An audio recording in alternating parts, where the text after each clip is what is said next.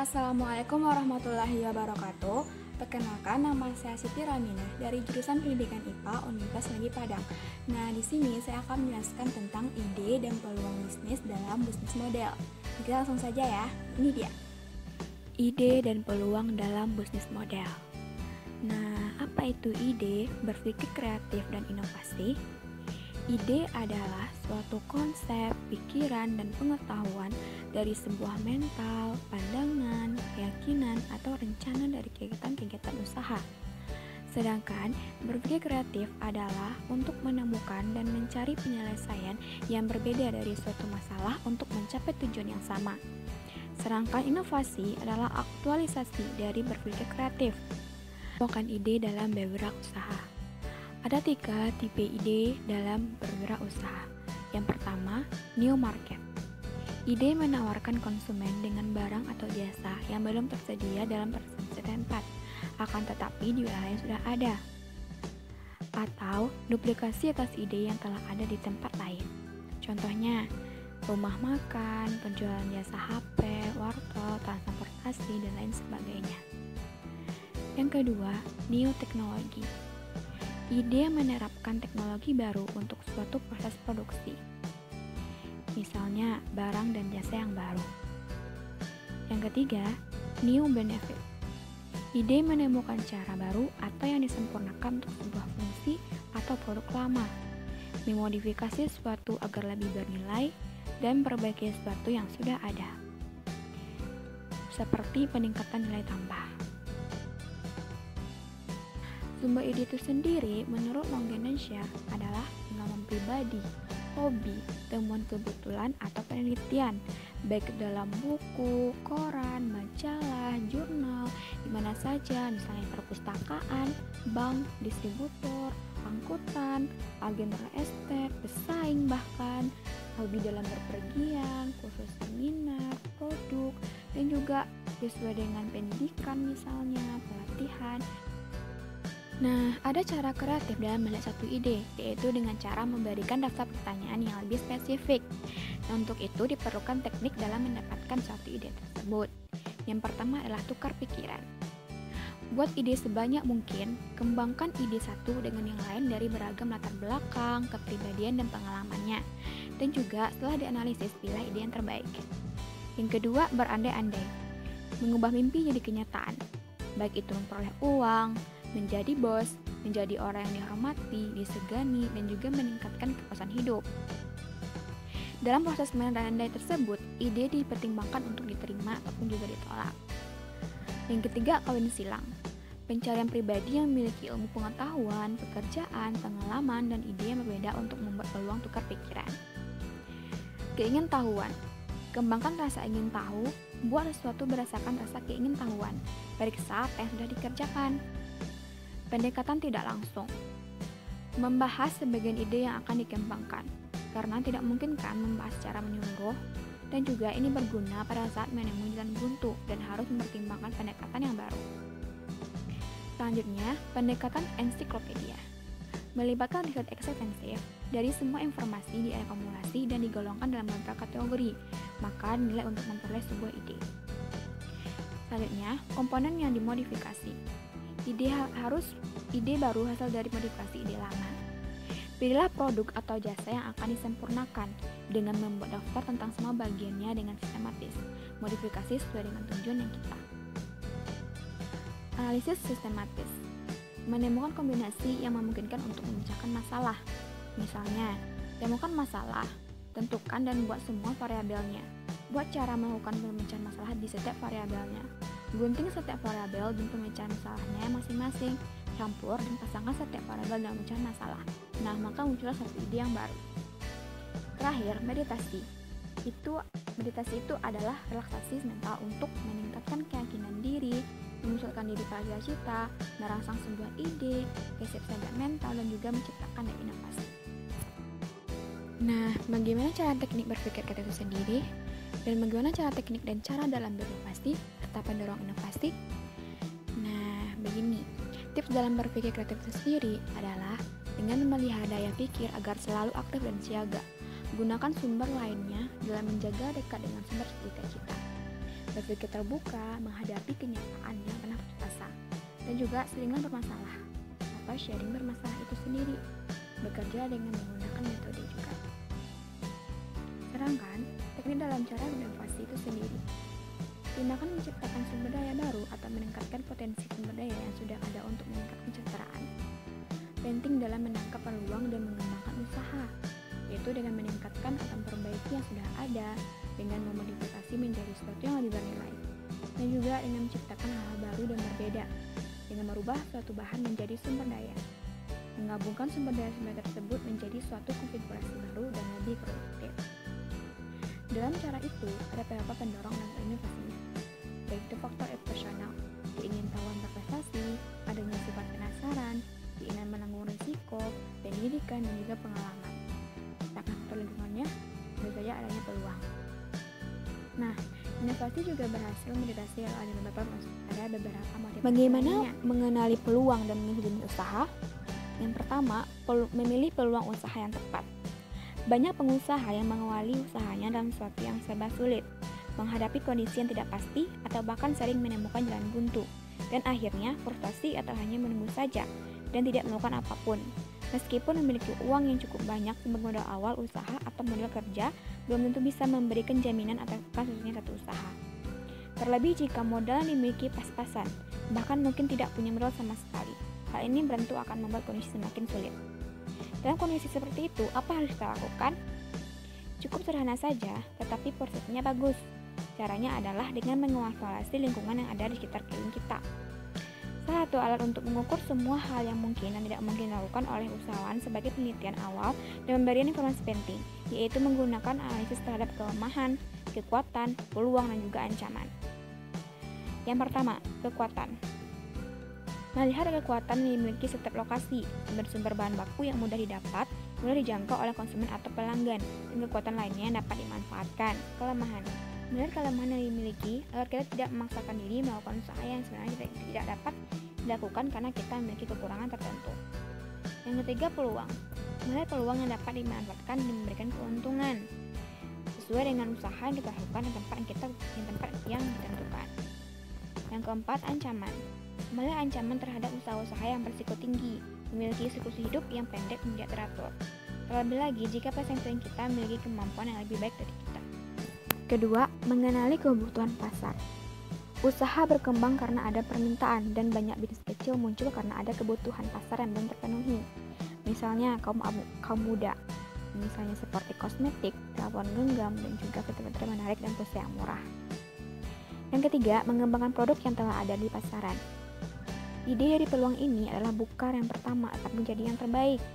Dulu misalnya dalam jasa catering ada namanya dengan pisang Pontianak. Nah, sekarang ada turunannya namanya pimen, atau produk yang melengkapi dari produk yang lebih dahulu, misalnya seperti jasa catering dan terjemput di lembaga pendidikan. Yang keempat, memadukan bisnis yang ada. Usaha ini merupakan usaha yang berintegrasi seperti usaha kos yang dipadukan dengan usaha catering. Misalnya usaha pemasaran yang terlalu dengan meliputi media cetak, televisi, radio, dan lain sebagainya. Mengenali kecenderungan tren yang terjadi. Produk-produk seperti kamera digital, telepon genggam, komputer, serta produk-produk fashion yang tertarik model rambut funky di mana produk tersebut berkembang sangat pesat di pasar, baik karena didorong oleh perkembangan kemampuan teknologi maupun karena selera pelanggan yang selalu berubah. Mewaspadai segala kemungkinan yang awalnya tidak sepele, yang ternyata setelah ditekuni dapat menjadi bisnis yang luar biasa. Menggunakan asumsi-asumsi yang baru. Misalnya, ini tempat-tempat seperti hotel atau restoran yang sebenarnya tidak menyediakan sebuah playground, tetapi apabila kemudian disediakan, maka pengunjung pasti menjadi lebih banyak karena pengunjung tidak hanya berasal dari kaum tua atau kaum muda saja, tapi juga anak-anak balita.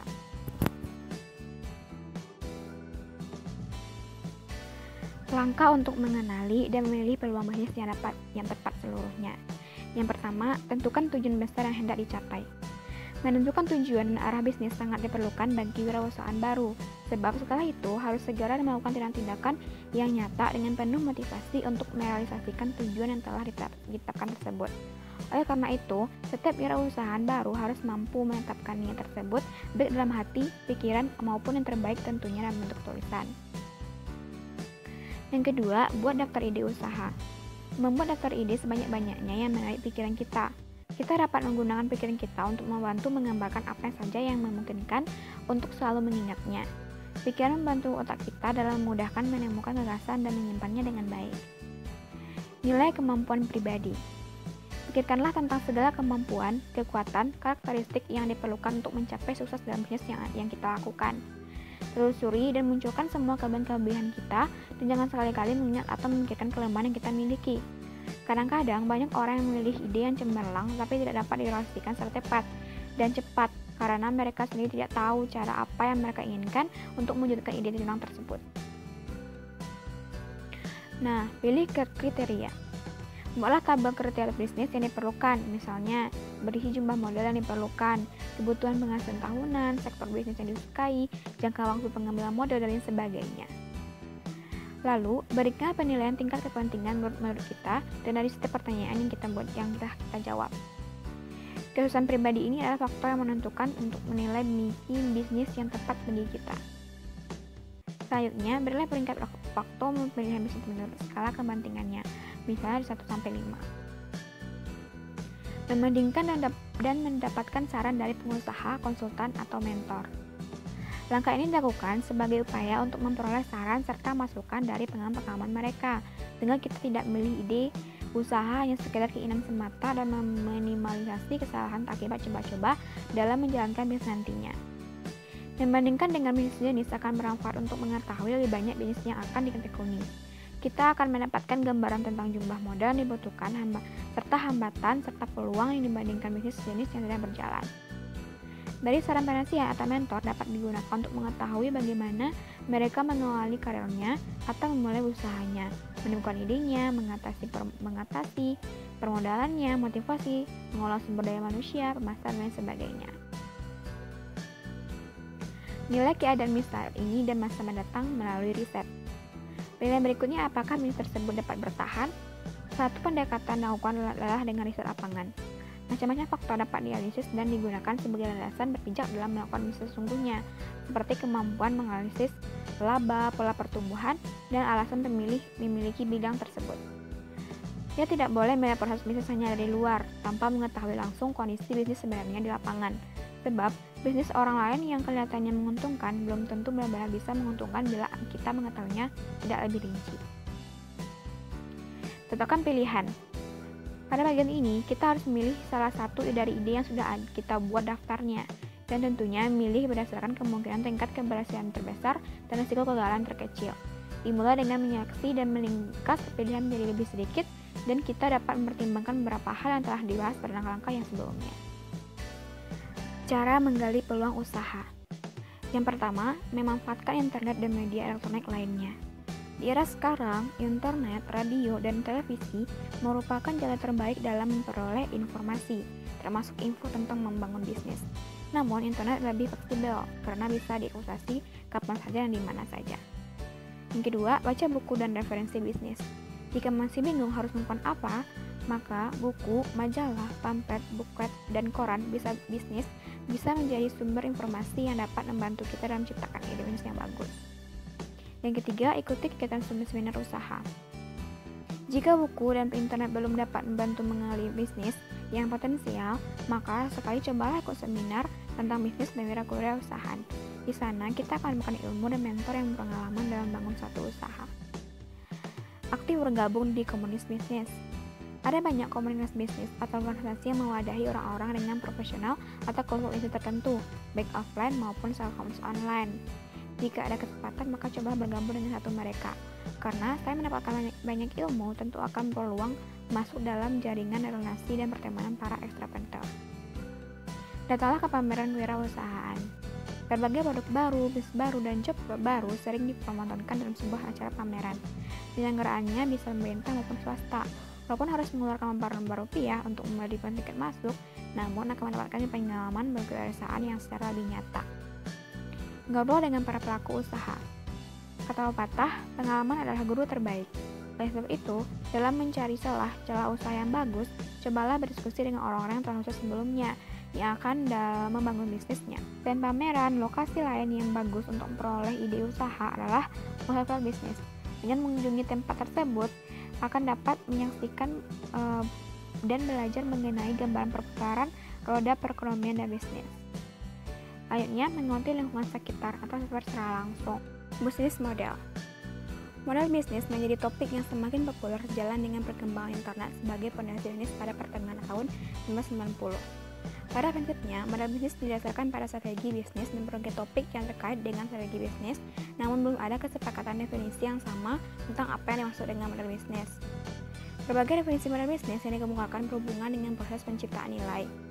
Bisnis model didefinisikan sebagai suatu gambaran yang rasional terkait usaha organisasi dalam menciptakan, mengantarkan, dan menangkap nilai. Bisnis model memiliki 9 dimensi yang dikenal sebagai bisnis model kanvas. Bisnis model selalu berhubungan dengan pendapatan, biaya, dan laba sebagai hasil implementasi strategi bisnis.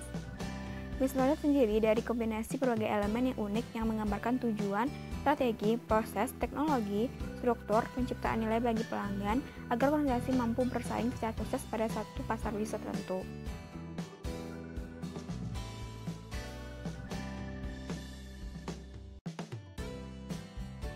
Jenis model bisnis. Yang pertama, kreator, yang membeli bahan baku atau komponen dari pemasok dan mengubah atau merakitnya menjadi barang untuk dijual kembali kepada pembeli. Ini adalah model yang dijumpai pada industri manufaktur. Menurut hak penggunaan aset yang termasuk kelompok kreator adalah yang pertama, interpretator menciptakan dan menjual aset keuangan, yang menciptakan dan menjual aset-aset fisik.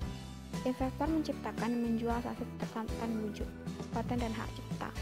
Dan juga human creator, menciptakan dan menjual aset manusia. Yang kedua, distributor, yang membeli produk dan menjual produk yang sama tersebut kepada pihak lain. Distributor memberikan nilai tambah dengan cara mentransportasikan produk tersebut ke tempat yang lebih dekat ke pembeli, mengemas produk tersebut sehingga memudahkan transportasi, menyimpan atau penggunaan bagi pembeli. Model ini sering dijumpai di industri distribusi dan retail. Yang termasuk dengan kelompok distributor yang pertama, financial trader, membeli dan menjual aset keuangan tanpa mengubah atau merancang ulang. Wholesaler atau retailer, membeli dan menjual aset fisik. Intellectual property trader, membeli dan menjual aset terwujud. Human distributor, membeli dan menjual aset manusia. Yang ketiga, landlord, yang menjual hak untuk menggunakan, bukan kepemilikannya untuk suatu periode waktu tertentu. Walau menggunakan istilah landlord atau tuan tanah, namun model bisnis ini tidak hanya meliputi tanah-tanah fisik yang memberikan hak menggunakan terbatas aset fisik seperti rumah, apartemen, kamar hotel, atau kursi penumpang, tetapi juga meliputi hak penggunaan terbatas aset keuangan, juga kontraktor dan konsultan yang memberikan hak penggunaan terbatas aset manusia. Aset termasuk kelompok landlord. Yang pertama, financial landlord, memberikan pihak lain menggunakan uang tunai atau aset keuangan lain dalam periode waktu tertentu dalam ketentuan yang disepakati. Yang kedua, physical landlord, menjual hak untuk menggunakan aset fisik. Yang ketiga, intellectual landlord, memberikan hak menggunakan literasi atau bisa juga yang peroleh pembayaran karena menggunakan aset terwujud dalam proses waktu yang terbatas. Kontraktor menjual jasa yang diberikan kebanyakan orang oleh sumber daya manusia, misalnya konsultasi, konstruksi, pendidikan, perawatan, penyelam paket, dan juga hiburan. Yang keempat, broker. Pembayaran biasanya bergantung pada jumlah jam, jumlah hari kerja, tingkat keahlian atau kompetitif permasalahan konsumen. Yang termasuk dengan broker adalah financial broker yang termasuk agen derivatif. Yang termasuk agen broker adalah financial broker, memadukan kebutuhan pembeli dan penjual aset finansial. Physical broker, memadukan kebutuhan pembeli dan penjual aset terwujud. Intellectual property broker, memadukan kebutuhan pembeli dan penjual aset terwujud. Human resource broker, memadukan kebutuhan pembeli dan penjual aset sumber daya manusia.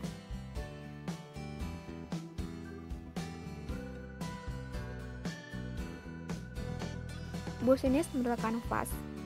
Bisnis model kanvas atau BNC adalah kerangka kerja yang dikenal banyak untuk mendefinisikan model bisnis startup. Bisnis model kanvas disusun dengan tujuan untuk menjelaskan, menilai, menvisualisasikan, serta mengubah model bisnis berbagai sehingga kerja yang dihasilkan oleh startup lebih maksimal. Model bisnis ini bisa diterapkan oleh semua jenis startup tanpa sebatas sektor usaha. Bisnis model kanvas adalah sebuah strategi dalam manajemen yang berupa visual chart yang terdiri dari 9 elemen. Yang pertama, customer segment. kelompok orang atau organisasi yang berbeda yang ditargetkan untuk dilayani oleh suatu perusahaan karena dianggap menguntungkan perusahaan. Elemen pertama yang harus dimiliki dalam memulai bisnis model Canvas ini adalah menentukan segmen pelanggan mana yang menjadi target bisnis. Yang kedua, value profession. Pernyataan keunikan produk atau jasa yang dijanjikan oleh perusahaan kepada consumer segment sehingga konsumen dapat menjelaskan masalah utamanya secara lebih efektif, lebih mudah dan lebih nyaman atau lebih murah. Ini adalah sekat yang merupakan keunggulan produk. Apa saja sesungguhnya poin-poin yang dapat mendatangkan manfaat yang ditawarkan perusahaan bagi konsumen segmennya. Hal ini menjadi kesempatan bagi kita untuk menjabarkan kekuatan dan keunggulan yang membedakan bisnis kita dengan bisnis yang lainnya. Channels merupakan bagaimana kita mengkomunikasikan, mengantar, dan berinteraksi dengan konsumen segmen dalam menyampaikan value proposition pada produk yang kita kepada konsumen. Melalui penggunaan channel yang tepat, kita baru bisa menyampaikan value proposition kepada konsumen segmen. Revenue stream merupakan bagian yang paling vital, di mana organisasi memperoleh pendapatan dari pelanggan.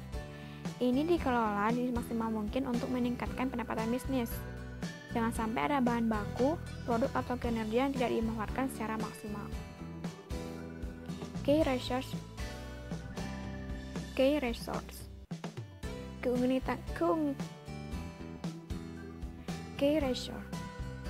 merupakan keunitan orang, teknologi, bahan baku, peralatan, mesin, fasilitas, pendanaan, serta merek yang dibutuhkan untuk menghasilkan proposal nilai bagi konsumen.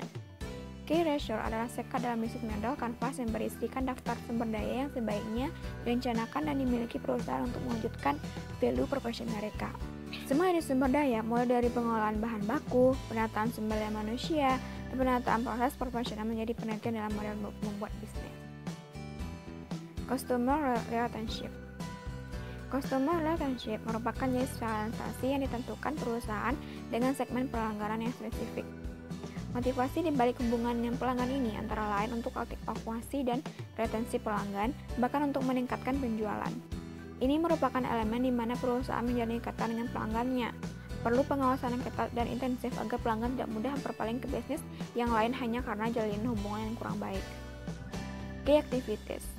Cara perusahaan menghasilkan dan menyampaikan profesi nilainya pada konsumen dengan cara terjamin kelangsungannya, mudah pengolahannya, dan dapat direplikasi. Key activities adalah semua aktivitas yang berhubungan dengan produktivitas bisnis yang berkaitan dengan sebuah produk, di mana kegiatan utamanya adalah menghasilkan profesi nilai. Key partnership. Perjanjian formal di antara dua orang atau lebih perusahaan terpisah, di mana di dalamnya dapat kesepakatan dan kerjasama dalam mengembangkan dan memperkuat posisi atau perusahaan. Elemen ini berfungsi untuk mengorganisasikan aliran suatu barang atau layanan lainnya.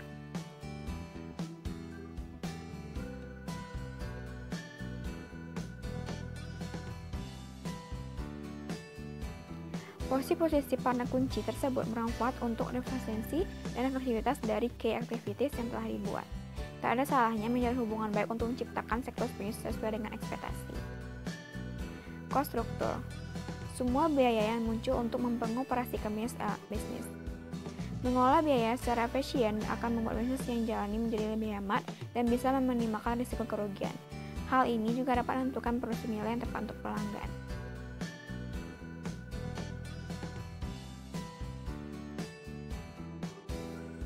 Nah, begitu teman-teman penjelasan dari ide dan peluang dalam bisnis model.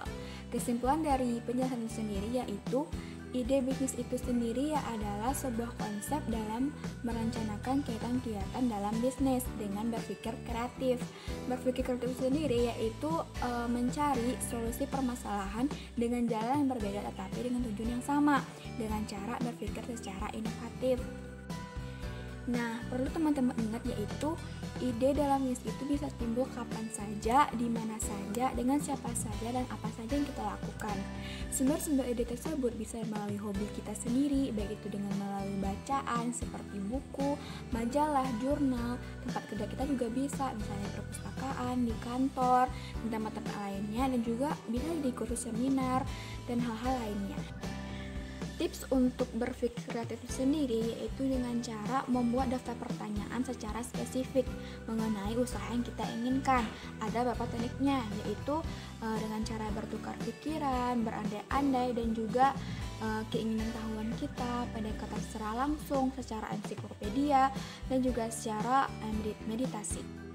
Nah, sedangkan tips untuk berpikir kreatif dan juga inovatif sendiri yaitu dengan cara berpikir terbuka dan menerima hal-hal baru terhadap apa yang kita inginkan, dan pastinya fokus terhadap cerita yang kita inginkan, dan juga bekerja samalah dengan cara metode-metode yang kita butuhkan.